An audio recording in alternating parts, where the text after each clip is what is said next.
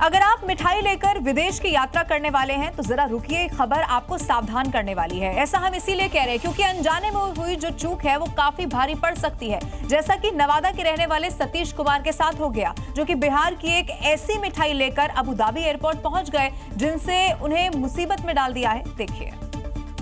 और उसे एयरपोर्ट पर ही यूएई पुलिस ने गिरफ्तार कर लिया। उसका कसूर सिर्फ इतना था कि वो अपने साथ पोस्ता दाना यानी खसखस लगी रसकदम मिठाई ले जा रहा था।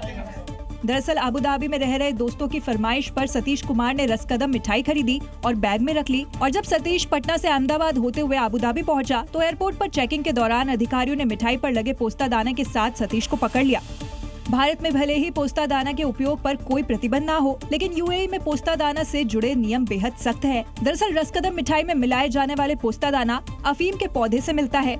ऐसे में वहाँ पोस्ता दाना और उससे बनी मिठाइयाँ पूरी तरह से बैन है, जिसके आधार पर सतीश को यूएई पुलिस ने पकड़ा है, जिससे उसके परिजनों में हड़कंप मच गया। पूरे परिवार का रो रो कर बुरा हाल है और फिलहाल सरकार से संपर्क कर नीतीश की रिहाई की गुहार लगा रहे हैं। महाराष्ट्र की राजधानी मुंबई में एक बार फिर से अवैध दरगाह के खिलाफ फडणवीस सरकार ने एक बड़ी कार्रवाई को अंजाम दे दिया है और इसी में कोर्ट के आदेश के बाद गोरेगांव इलाके में वन विभाग की जमीन पर बने दरगाह के अवैध कब्जे को बुलडोजर की मदद से जमींदोज कर दिया गया, जो कि कई एकड़ इलाके में फैला हुआ था।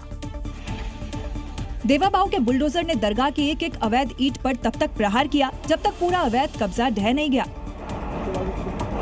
दरअसल मुंबई के गोरेगांव इलाके में वन विभाग की जमीन पर पिछले 30 सालों से शहंशाह पीर बाबा दरगाह थी, जो 3 एकड़ में फैली हुई थी, जिसकी शिकायत के बाद कोर्ट ने दरगाह को अवैध माना। जिसके बाद आज सुबह भारी पुलिस बल और बुलडोजर के साथ वन विभाग की टीम नेशनल पार्क पहुँच गयी।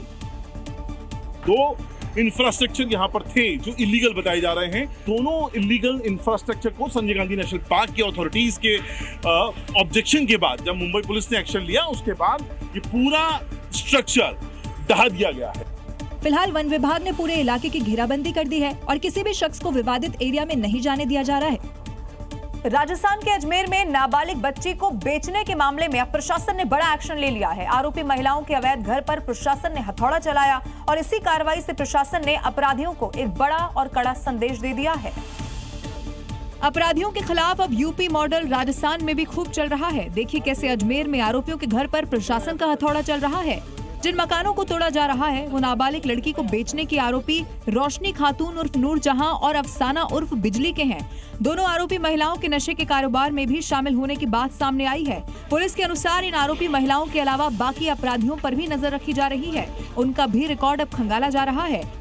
पुलिस ने बताया कि आरोपी के जिस मकान पर ये कार्रवाई हुई वहां बुलडोजर नहीं पहुंच पाया था। बंगाल के मालदा में आदिनाथ शिव मंदिर में भगवान शिव की भव्य शिवलिंग की स्थापना हो रही है। अब इस मौके पर हजारों की संख्या में श्रद्धालु अदीना मस्जिद के पास शिव मंदिर में नाचते गाते भजन कीर्तन करते हुए सुनाई दिए। इतना ही नहीं, महादेव के स्वागत में हर हर महादेव के नारे मालदा की सड़कों पर जमकर सुनाई दिए।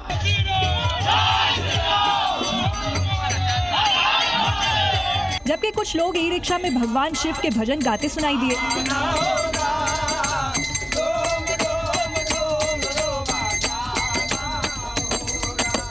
इसको लेकर मालदा में तनाव बना हुआ है, जिसको देखते हुए सुरक्षा के पुख्ता इंतजाम किए गए हैं। इसी कड़ी में सुरक्षा के बीच आदिनाथ शिवलिंग को मंदिर लाया गया, जिसकी स्थापना अदीना मस्जिद के पास शिव मंदिर में धार्मिक रीति रिवाजों और रुद्र अभिषेक के साथ होगी। उसी को नई तरह से सजाया गया है, जहाँ पे आदिनाथ जी की ये शिवलिंग बैठेगा।